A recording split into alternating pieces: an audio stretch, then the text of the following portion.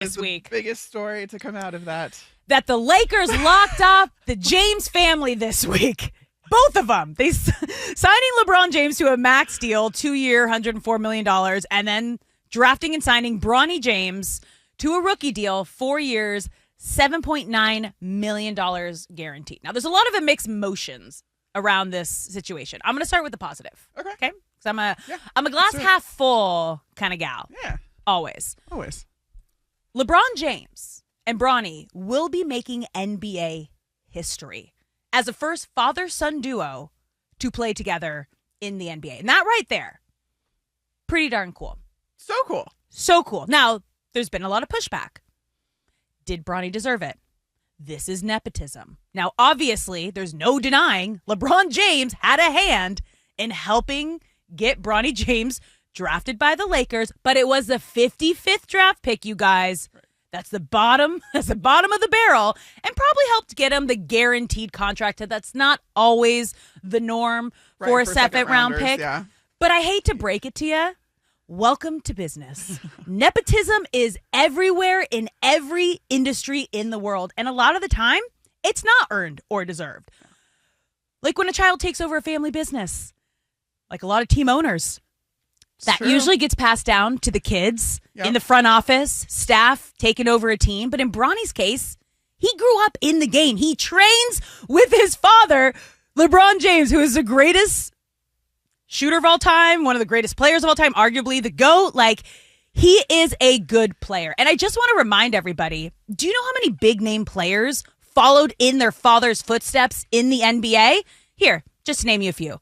Kobe Bryant, Steph and Seth Curry, Klay Thompson, Devin Booker, Jalen Brunson, Al Horford, Kevin Love, Gary Payton, Luke Walton. I don't know. Any of those ring a bell? All of their fathers also played in the NBA. It is a very common thing for sons who grow up with their fathers in the NBA to have the same dream and follow it. Now, this is just the first time we're actually going to see them play together. And I know LeBron and Bronny will get that historic moment. They're going to walk onto the court together as a first father-son duo. It's going to be epic. Crowd's going to go wild, and he's going to get that moment. He's been talking about wanting that moment for the last couple of years, and he wasn't going to retire until he got this moment with his son.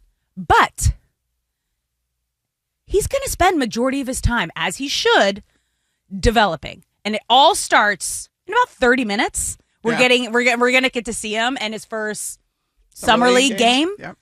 And he's going to have to prove it. He's still going to have to prove it. Yeah. Now is where the work comes in. Right. First of all, I just this is such a cool thing. Like, it's so cool.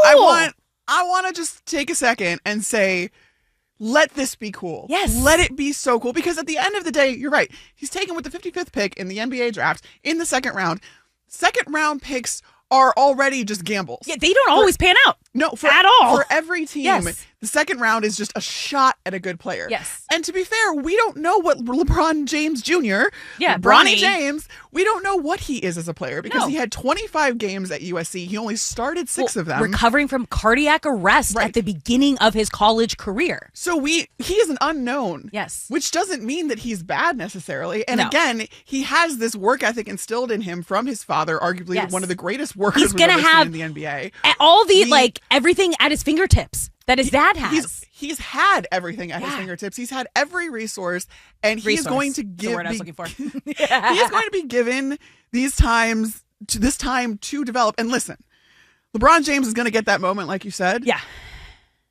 The reality of this is, Bronny is not going to be playing in crunch time at the end of the season if he hasn't earned it. No. LeBron James wants to win another title, too, before he retires.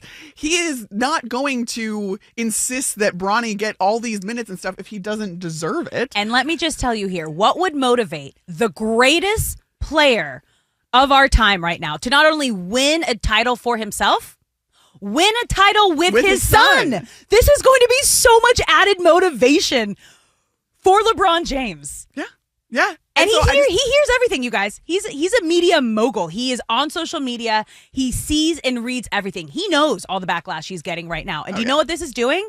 He's backlogging it for all of this motivation. He does everything all of the greats do. Added motivation. He does everything all the greats do, where he manufactures motivation by using media clips, by using slights and this, and even if they're just perceived slights. I mean, Kobe did it. Tom Brady does it, or did it. Tiger Woods does it. Like all of these Michael Jordan did it all the time. Talked about the spite list. Oh, the most epic spite list of all time. Yeah, I shudder to think what Jordan would have manufactured had social media been around when he played, although it probably would have been good for his career overall. No. At the same time, this is not a big deal when it comes to, all right, did Bronny maybe take someone's spot in that second list that the Lakers could have used? Maybe. I mean, but at the same time, you're always taking a gamble at that stage of the draft.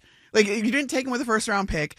And their first-round pick was a steal. The fact that they got Dalton Connect, the SEC Player of the Year, scoring machine, which is exactly what the Lakers need, they're not on the same level. Bronny James and Dalton Connect, like, they're not looking at them the same. No, and they weren't taken at the same level. No. But honestly, the Boston Celtics had the opportunity to do the funniest thing ever, and they didn't do it. Yeah. I was holding my breath thinking, but I don't think screw them? I don't think the NBA Brotherhood would let that happen necessarily, and I think that there's a respect involved as well. I just think this is such a cool calls were made like, don't take them. No, that's what I'm saying. Yeah, like that's that the respect, that's the brotherhood that everybody was like kind of agreed, a gentleman's agreement that this was going to happen. And that's why this is just cool.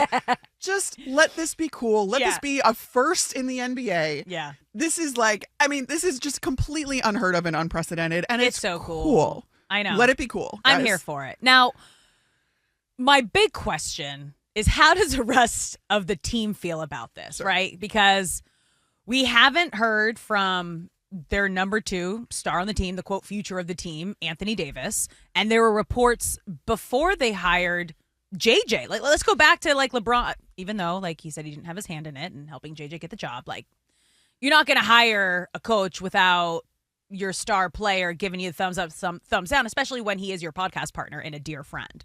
Nothing wrong with that again.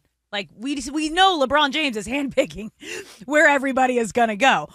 But how does Anthony Davis feel about this? And Shaq had a really interesting take on JJ Redick as the new head coach. Do we have that sound? Let's play that real quick. For me as a player, if I didn't respect the coach, it was easy for me to turn my 100% down.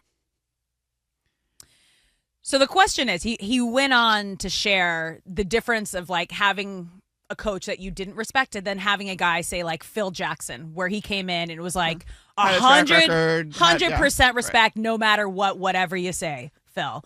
JJ was just in the league a few years ago. So how will that translation be from peer to coach? Like, JJ has a lot of uphill battles coming in to be the Lakers head coach, earning the respect as a coach. You know you're going to get it from LeBron. He's going to make sure the younger guys respect him.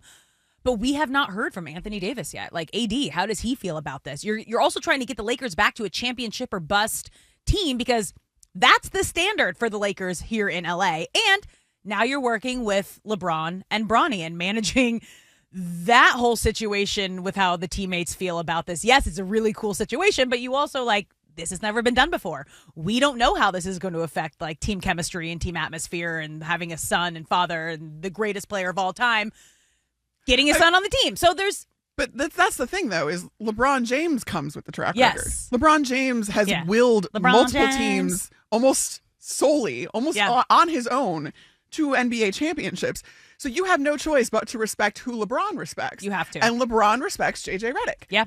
So therefore, everybody else will fall in line. I have to think, including Anthony Davis, because even Anthony Davis understands that LeBron has this pull, he has this power, he has this respect, because he is the star of the Lakers. Whether or not he's the best player on the team currently, he is still the star of the Lakers, and he is probably the most powerful NBA player in the entire league. 100%. But I'm also curious how this move affected free agents wanting to come to the Lakers, because LeBron gave a list of guys he would take a pay cut for.